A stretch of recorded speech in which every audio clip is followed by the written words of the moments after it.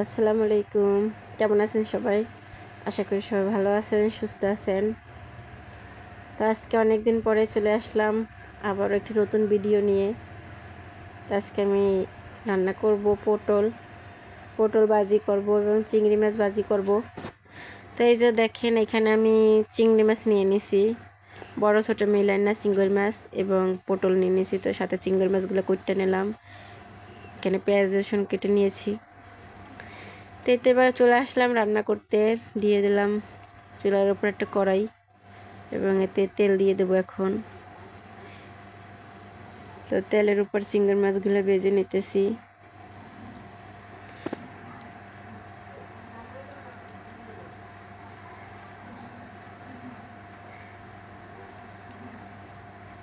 চিংড়ি মাছগুলো এখানে লাল লাল করে ভাজে নেবো।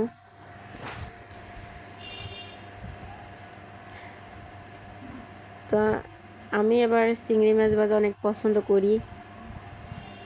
তো সাথে পেঁয়াজও দিয়ে দিলাম। চিংড়ি মাছ এবং পেঁয়াজ একসাথে ভাজে নেবো। সাথে লবণ দিয়ে দিলাম, হলুদ দিয়ে দিলাম, মরিচ, তারপরে এই যে জিরার গুঁড়ো দিয়ে দিলাম।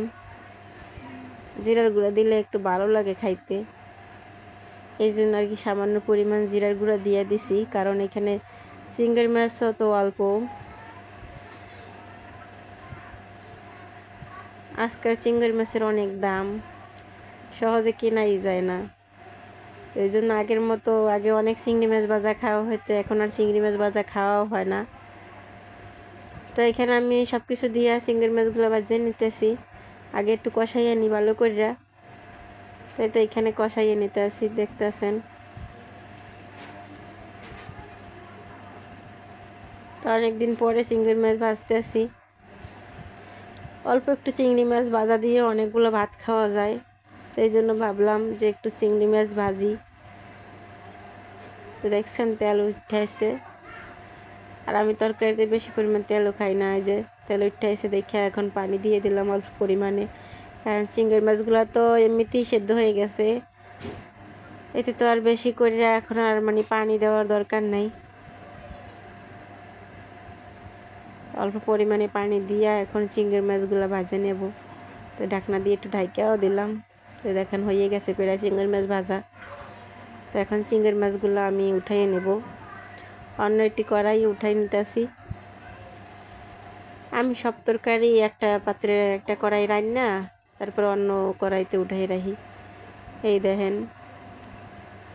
অন্য একটি কড়াইতে উঠাই নিছি। তো খুব সুন্দর হয়েছে চিংড়ি মাছ, দেখতেই লোভনীয় হয়েছে, খাইতেও মজা হইবে। তো এই যে এখানে পটল ভাজমু, এই জন্য যে পটলগুলা মাঝখান থেকে ছিললা, মাঝখান থেকে কাটতে নিছি। এই সাথে নিছি পেঁয়াজ এবং রসুন। তো এখন এখানে কি করবো, ওই সব একলগে মাখামু, এই জন্য এই যে এখানে লবণ দিয়ে দিলাম। তো দিয়ে দিলাম একটু জিরার গুঁড়ো, এই যে হলুদের গুঁড়ো দিয়ে দিলাম, তারপরে এখানে একটু মরিচের গুঁড়োও দিয়ে দিলাম পরিমাণ মতো আর কি। তো এখন একটু পানি দিয়ে এগুলো সব মাখাই নিমু।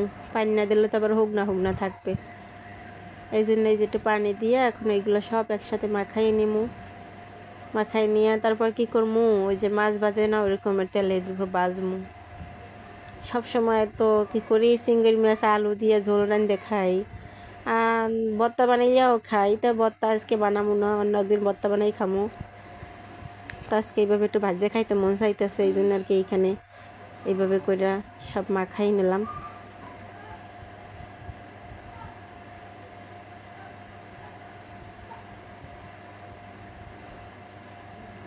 মাখানো হয়ে গেছে।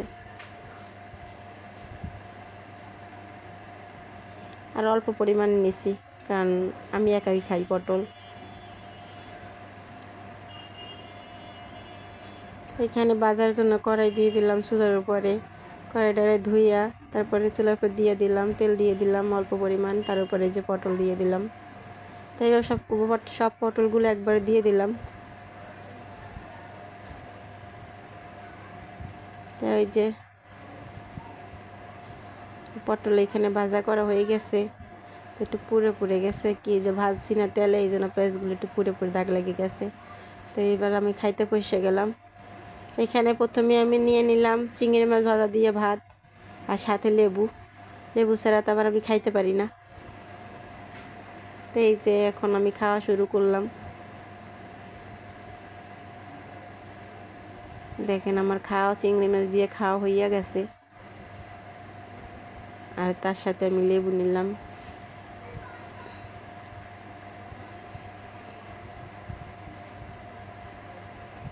তো খুবই মজা হয়েছিল চিংড়ি মাছ ভাজিটি। চিংড়ি মাছ বাদ দিয়ে আমার প্রায় ভাত খাওয়া হয়ে গেছে সব।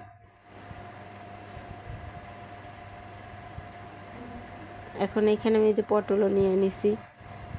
তো এখন আবার আরও কিছু ভাতও নিয়ে নিলাম সাথে, কারণ চিংড়ি মাছ ভাজাতে আমার ভাত খাওয়া হয়ে গেছিলো, প্রায় অল্প কিছু ভাত ছিল থালে, তাই আমি আরও কিছু ভাত নিয়ে নিছি পটল দিয়ে খাবো তাই।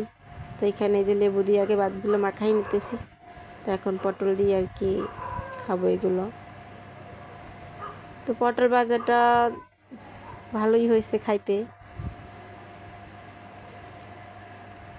এভাবে ভাজি করলে একটু ভালো লাগে, একটু ভালোই লাগে আর কি, রান্নার চাইতে ঝোলের চাইতে এইভাবে ভাজি করলে একটু ভালো লাগে খাইতে। আর সাথে লেবু থাকলে তো কথাই নাই। তো ভিডিওটা এ পর্যন্তই। সবাই ভালো থাকবেন, সুস্থ থাকবেন। আল্লাহ হাফেজ। এবং আমার ভিডিওটা যদি ভালো লাগে অবশ্যই আমার চ্যানেলটা সাবস্ক্রাইব করে পাশে থাকবেন। এরকম আরও নতুন নতুন ভিডিও পেতে অবশ্যই চ্যানেলটা লাইক, কমেন্ট এবং শেয়ার করে দিবেন। তো আজকে তাহলে আসি। আল্লাহ হাফেজ।